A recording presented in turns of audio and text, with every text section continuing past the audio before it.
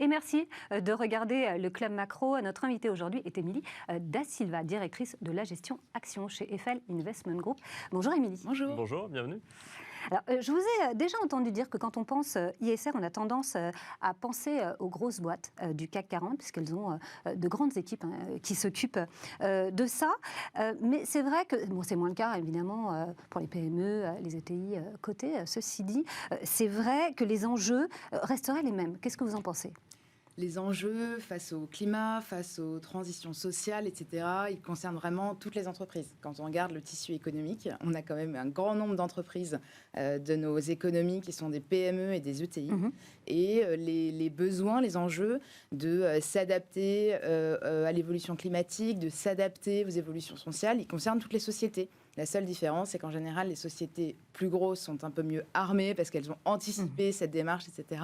Mais les petites doivent y faire face. Et elles doivent y faire face aussi parce que les contraintes réglementaires vont s'alourdir. Ouais, ça va se durcir. Exactement. Il y a une grosse vague réglementaire sur tous les sujets sociaux, environnementaux, qui touchent déjà les sociétés de plus grosse taille, mais qui vont toucher demain les sociétés de plus petite taille. Et en plus de ça, nous, on préfère voir l'opportunité. C'est-à-dire que plutôt que de préparer les sociétés en leur disant « Attention, ça va vous tomber dessus, cette vague réglementaire, préparez-vous », nous, on préfère leur dire, c'est notre boulot d'être à leur côté, de les accompagner dans le temps, on préfère leur dire, voyez l'opportunité. Voyez l'opportunité que peut représenter une belle approche de RSE. La RSE. C'est comme ça que vous les sensibilisez ? Exactement, en fait, leur montrer ce que ça peut leur apporter. Quand on prend en compte les enjeux sociaux dans son entreprise, on arrive à attirer en fait des nouveaux talents, on arrive aussi à les garder plus longtemps. On est prêt aussi à mieux appréhender les enjeux de son marché, de voir comment il va évoluer. Donc l'idée, c'est vraiment d'avoir une vision un peu risque-opportunité des grandes transitions qui s'annoncent. Et une entreprise, selon nous, qui intègre ces éléments-là dans sa stratégie, dans sa réflexion, dans ce dans quoi elle veut investir, d'après nous, elle est mieux armée pour créer de la valeur sur le long terme et mieux s'adapter aux évolutions de son marché. Donc on parle de critères extra-financiers.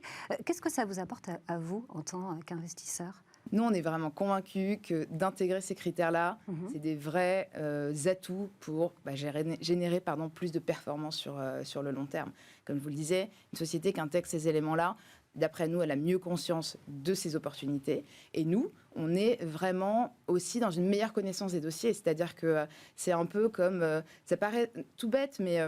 Regardez comment une entreprise va suivre la qualité de ses produits, la satisfaction de ses clients, comment elle va faire travailler sa relation avec ses salariés, comment elle va intégrer les risques environnementaux quand elle va mettre en place une nouvelle usine. A priori, ça nous permet de mieux connaître cette société et donc nous aussi de mieux appréhender les risques et les opportunités. Donc c'est vraiment pour les deux côtés quelque chose qui apporte, qui enrichit le processus. Alors Laura l'a dit au début, effectivement, c'est très souvent connu du côté des grands groupes parce qu'ils ont les moyens en fait de le faire tout simplement. Quand on parle à une PME qui a, 10, 20, 30 salariés et des sujets sur tous les fronts et potentiellement qui doit se remettre aussi d'une période assez compliquée qui a été la pandémie et la fermeture des économies, ils comprennent cette nécessité et ces bienfaits que vous mentionnez. En fait, il y a vraiment différents degrés de maturité, clairement. Néanmoins, je pense que nous, on le voit parce qu'on est au contact des dirigeants de sociétés tous les jours, il y a une vraie prise de conscience. Il y a une vraie prise de conscience parce qu'aujourd'hui, vos salariés, ils vous demandent d'avoir conscience de ces enjeux-là. Et après, notre rôle à nous, en tant qu'investisseurs de long terme, c'est de les accompagner dans le temps. Et donc, en gros, on a aussi un rôle de pédagogie et de conscientisation. Et du coup, on essaye, nous, à notre échelle, de leur apporter des solutions concrètes pour les aider à prendre conscience justement de tous ces éléments-là. Mais honnêtement, aujourd'hui, on peut raisonnablement dire qu'il y a une vraie prise de conscience. Et ces solutions concrètes, ça passe par quoi ? Par exemple, la première chose qu'une entreprise qui n'a rien fait et qui voit ses salariés et ses clients même qui lui disent il faudrait peut-être s'y mettre parce que du coup, nous, on n'y trouve plus de sens. C'est quoi la première étape pour le dirigeant ? La première étape, c'est vraiment d'essayer de se poser les questions. Qu'est-ce qui est matériel ?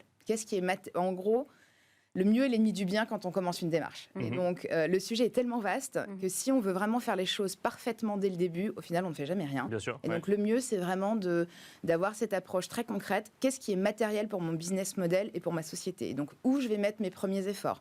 Est-ce que je suis une société de services et de conseil et auquel cas, le cœur de mon métier, c'est les hommes qui composent mon équipe, et donc c'est sur ce volet-là que je dois travailler. Bien sûr. Est-ce que je suis une Donc société sur le ESG, je serais plutôt sur le S, du Exactement. coup, social. Si j'ai un profil industriel avec des gros risques, normalement c'est déjà un peu intégré, mais donc les sujets environnementaux pourraient être mis en avant. Et nous, ce qu'on fait en fait, quand on rencontre une société pour la première fois, on fait une sorte de revue, bilan ESG. On a une petite série de questions, des sortes d'incontournables qui déjà permettent à la société de se rendre compte où elle en est. On lui demande si elle a formalisé une politique, est-ce qu'elle a un système de partage de richesse avec ses salariés, est-ce qu'elle a un système de qualité. Donc c'est juste des petites questions qui permettent déjà de voir à peu près sur quelques thématiques où on en est. Et ça, Émilie, c'est quelque chose que vous arrivez facilement à faire, collecter ces données extra-financières? Alors la donnée, c'est vrai que c'est un vrai sujet. Hein. La donnée, c'est un vrai sujet parce que comme vous le disiez tout à l'heure, quand on a toute une équipe qui est là pour faire des beaux rapports de 150 pages sur les large caps, bon, c'est pas tout à fait la même chose. Évidemment. Mais là encore, on avance. Honnêtement, moi je vois il y a 3 ans, quand je demandais des données extra-financières à des sociétés de petite taille, en fait, la plupart du temps, on ne les avait pas.